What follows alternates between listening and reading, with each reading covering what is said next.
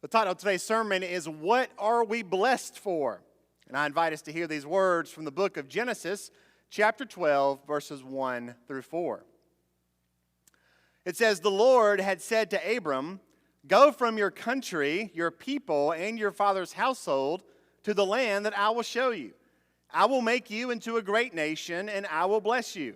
I will make your name great, and you will be a blessing. I will bless those who bless you, and whoever curses you, I will curse. And all peoples on earth will be blessed through you. So Abram went, as the Lord had told him, and Lot went with him. Abram was 75 years old when he set out from Haran. Well, you can notice that up here, I have my driver's license. Many of us have driver's licenses in the room. That's how we got to church this morning. If you drove today and you don't have a driver's license, I'm not going to touch that one. That's all on you there. What I want you to raise your hand if you are happy with your driver's license picture. Anybody out there? There's a few hands out there that are happy. I'm somewhat happy with my picture. It's one of the few pictures where I look like a semi-intelligent human being, so I'm pretty good with that one on there. But then I also look on my driver's license and I see one of the scariest things imaginable, my weight. And you know what's so scary about it? Is that this license is a few years old. And so that means I know what my weight used to be versus what it is now, and there's a vast gap between those two, so I don't like to see that. Maybe somebody else in the room can relate to that as well. All right, Jack, enough of that. So, judging by the fact that you have a license, it means that at some point you were okayed by someone. You were given the thumbs up. You passed the test. Do y'all remember in the early days when you were learning how to drive? And one of the most important things you had to learn was how to read the traffic light. If there was an intersection that you were coming up to, there's this funny-looking thing that hangs down with all the different colors on there. Let's say you have red, yellow, and blue. That's not it, is it? Red, yellow, and green. So let's test your driving knowledge. Red means yellow technically means slow down, be cautious. Though we often speed up when we go through a yellow light. And green means good job. Y'all have earned those driver's licenses for another year. That's great. Now, I want you to think back to what comes before Genesis chapter 12. Think back to the beginning when God creates the world. God creates humanity, male and female, and everything is perfect. Perfect relationship with God, perfect relationships with one another. But then something disastrous happens, right? Adam and Eve choose not to listen to God. They choose not to give God the proper place in their lives. They think they know better than God. And so sin enters into the world. All of that perfection is now gone. Now, relationships between one another are broken. Relationship with God is now shattered. Nothing's the same. Next, when you keep on reading, you find murder. Cain and Abel, brother against brother. Then things get so bad that God decides to just start clean, to start all over again with the story of Noah and the flood. And guess what? Even that doesn't make things right. People still sin. People still rebel against God. And it's a pretty sad story. God has done so much for humankind, but the people just keep turning away over and over and over again. They only live for themselves. And so the question is, when you're reading the beginning of Genesis, will this be the final word of the story? Is sin just going to have the last say? The situation looks pretty bleak. It appears that sin and judgment and evil are going to have the final say. It doesn't look good. But out of that darkness, God begins his new mission. God's mission to save humanity. God's mission to rescue all of creation from the powers of sin and evil and death itself. God's mission to make the world right. And God begins here in Genesis 12 by calling one man, one ordinary man named Abram. He hears the voice of God saying, go. God gives Abram that green light to go, to leave, to depart from everything you've ever known, your land, your family, your history. Go to the place that I'll show you. Now, I know we're good at taking green means go when we're in our cars, but could we do it in this situation? And notice that Abram doesn't receive a map when God says to go. No instructions, no carefully laid out plans. Just go. Take it on faith, God says. Go to the land that I will show you. Can y'all imagine that? Can you imagine what kind of faith it would take to do something like that? We like so much to be in control, don't we? We want to know exactly what's going on. We're not too big on mysteries and unknowns and plans changing. And I'm sure Abram was the same way. Now, I don't know about you, but when I'm taking a trip, I like to know every place I'm going to be stopping. I like to know all the turns that I'm going to be making ahead of time. I want to have everything kind of mapped out so I know what I'm going to be doing. And the most important thing, I want to know when we're going to stop for food. That's going to be the key. I got to find where the food stops are going to be. And I certainly don't want to wind up getting lost on the trip. And I'm certainly not going to pull over and ask somebody for directions, because how embarrassing would that be? I remember back in college in the year 2007, I went with some buddies of mine to Florence, Alabama, to the Division II National Championship football game. The Valdosta State Blazers had made it all the way, and that was my school, so we were going to watch the Blazers play in the national championship. It's a long drive from Valdosta, but we made it all the way up there, no problem. We watched the game. The Blazers won. It was fantastic. It was such a great day. Then came the drive home. And the driver, who was not me, decided to go home a different way. And we got majorly lost on the way home. We were on these dark and abandoned roads that had no name. We had no idea where we were. It wasn't looking good until I finally commandeered the map and said, enough of this. We're getting home, and I'm going to lead the way. So I took that map, and I finally got us to a town that I recognized, and we finally were able to get back on track. And I tell you, I was really glad for that map that day. I was really glad for my ability to be able to read that map. But God says to Abram, no maps, no GPS, just go. Could you do that? Could I do that? Notice in verse 2, God says to Abram, I will make you into a great nation. I will bless you, and I will make your name great. I like the sound of that. Greatness, that's not bad. Fame, accolades, people will know my name. I could get used to being blessed like that. But notice that God is not blessing Abram just for the fun of it. God is not blessing Abram just at random so that he can live a carefree life moving forward. No, listen to what it said. I will bless you, and you will be a blessing. Blessed to be a blessing. God was blessing Abraham so that he would in return go and bless others. Then in verse 3, God promises Abraham, all peoples on earth will be blessed through you. Wow, that's a pretty big promise, isn't it? That's a big blessing. Don't you think Abraham had to be a little surprised by that? Well, what do you mean, God? How are you going to bless the whole world through me? Little tiny old me, how are you going to do that? But God doesn't back off his promise to bless everybody through Abram. Old Testament scholar Christopher Wright, he calls this verse in Genesis pivotal to not only that book, but also for the rest of the Bible. Because God is promising to do something on such a big scale, blessing the whole world, that the world is no longer going to be the same. It means that God is not going to let that sin have the final say. God is going to say, I'm going to do something about the sin and evil and the powers of darkness in the world. I'm going to bless the whole world. What kind of God does that sound like to you? What kind of God doesn't give up on his creation even when we've given him every reason to give up on us? When we deserve nothing but the worst, what kind of God gives us nothing but the best? That sounds like an incredibly loving God to me.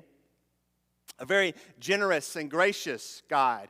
A wonderfully forgiving God. And this calling of Abraham gets the ball rolling.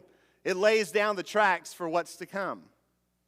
Well, Jack, that's nice, but what does it all mean for us today? But if you keep reading through your Bible and you finally get to the New Testament, you'll see that Jesus, the coming of Christ, is the answer to that promise that was made to Abram so long ago.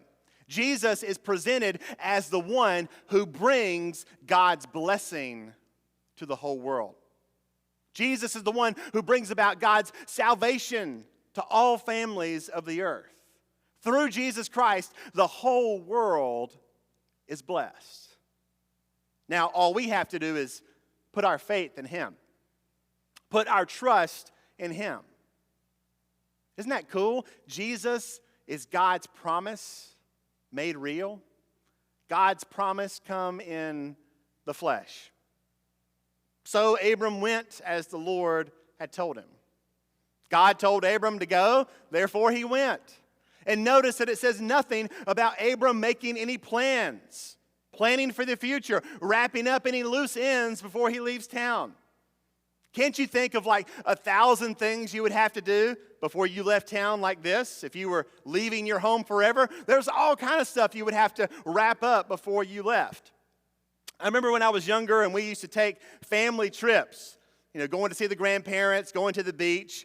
We would be gone for like 3 days, and our car would have enough stuff packed in there to be able to supply a small nation for a year. You look in our car, and there would be 16 changes of clothes in the car. It'd be gone for one night. You couldn't change those clothes that many times if you wanted to. But we always had so much stuff packed into our cars. And I'm still bad about that today. If I'm going on a trip, I'll take 5 books with me. I'll say, I'm going to read 5 books while I'm on vacation. You know how far I'll get? I'll make it into one chapter of one book, and the other 4 never get touched. Maybe y'all are better at that than I am. I can see Abram taking as much stuff as he could, as much stuff as he could put on that camel, but that was it. There was no U-Haul that he could take for the rest of his stuff. He simply had to go and take what he could. He doesn't know where he's going. He doesn't have a clue. He just takes off, trusting, knowing that God is going to show him the way. One day, Jesus is walking along, and he sees this tax collector named Matthew doing his job of ripping people off. And Jesus approaches Matthew, and he says, hey, buddy, follow me. And Matthew got up, dropped everything, and began to follow Jesus. Then he throws a party, invites Jesus over, invites all of his tax collector buddies to come over to meet Jesus. When God came calling, Matthew didn't want to miss his chance. He left his old way of life, his home, everything he knew, and he followed after Jesus. And he probably didn't know everything that Jesus was going to ask of him. He probably didn't know how difficult that journey was going to be, but he was seeing that green light, and he knew that green means go. That's what we see from Abraham here as well. So Abram went, as the Lord had told him. I can think of no more beautiful description of a life of a disciple. Can you? God says go, we go. God says what to do, we do it. Methodist pastor Maxie Dunham tells a story about a pastor and his wife who arrived at church early one Sunday evening for a Sunday night church. And they noticed there was a little girl about 7 years old sitting on the front steps. She had a big suitcase beside her. The pastor's wife realized that she was one of their church members' daughters, and so she thought maybe she had run away from home, maybe gotten into an argument, and maybe she had left. She sat down beside her and began to talk. And after a few questions, she realized that the girl had not run away from home. And she asked her, she said, well, why do you have that suitcase up here with you at church? And the little girl responded this way. She said, this morning, Pastor John asked us who would follow Jesus wherever he went. And I said I would. And so here I am, ready to go. Wow. She came prepared. She knew the meaning of go. Can we say the same thing for ourselves today? God's call to Abram, Jesus' call to the disciples, it still rings true in this place for us today. to go where I want you to go, to follow after me. What's our answer going to be? I'll think about it. I've got some things to take care of first. Maybe when work is a little less busy. Maybe when I get a little more money in savings. Maybe when the kids are older. Maybe when I get the house paid off finally. Maybe when I retire. Maybe next year. Maybe after I take a couple of big trips that I've been looking forward to. Maybe later, God. Anybody notice how old Abram was when he set out on this journey? 75. Abram was 75 years old when he departed from Haran. Y'all, it's never too late to start obeying God. No matter where we're at in our lives, we can start today. We can start living for obedience to God now. We can fully surrender to God's plan and God's mission for our lives, whether we're 5, 25, or 75. So Abram went, as the Lord had told him. But Jack, where are we going to be going? What's the destination? I need directions. No, you don't. What we need is God. And we have Him. For the rest, we just go and follow. We go and we trust in Him. God tells Abram that he's going to be blessed so that he can be a blessing to others.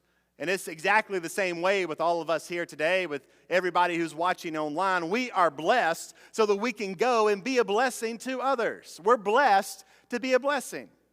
We're not blessed so that we can just sit back and say, hey, I'm blessed. Isn't that cool? Look at how much God has favored me. That's wonderful.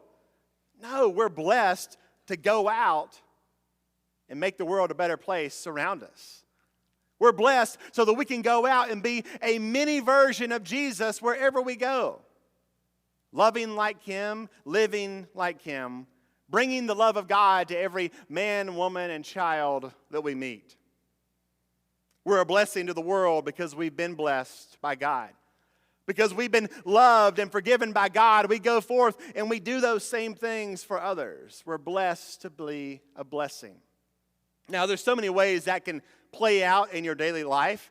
I want you to get creative with how you can be a blessing to somebody else. And here's my challenge to you as we start out this new year. Each morning when you wake up, I want you to pray this prayer. I want you to turn your heart to God and say, God, how can I be a blessing to someone else today? God, as you have blessed me, how can I bless someone else in my life today? Blessed to be a blessing. Now, did you know that that very same God who spoke to Abram is still at work in our world today? Still at work bringing about holiness and justice and goodness and mercy and beauty through Jesus Christ and through His church. God set out a long time ago to defeat evil and sin and death, and He asked us to be a part of that mission, living out this new creation life right here and right now. That means that we get to be God's people out in the world. We're not living for ourselves. We go out to be a blessing. We live for Him. We live for His kingdom. God says, go. I want you to leave your past behind. As we go into a new year, leave it back there. Leave the old year back there and turn to the new thing that I'm doing in you. Leave your old life behind. Leave your old sins behind. Leave behind everything you know that makes you comfortable and just trust me and follow me. You don't have to know where we're going. Just let it be enough that I'll be right there beside you wherever we go. And you'll never be alone. I will never forsake you. Go and be a blessing. Hawkinsville First, the light is green. Thanks be to God. Amen.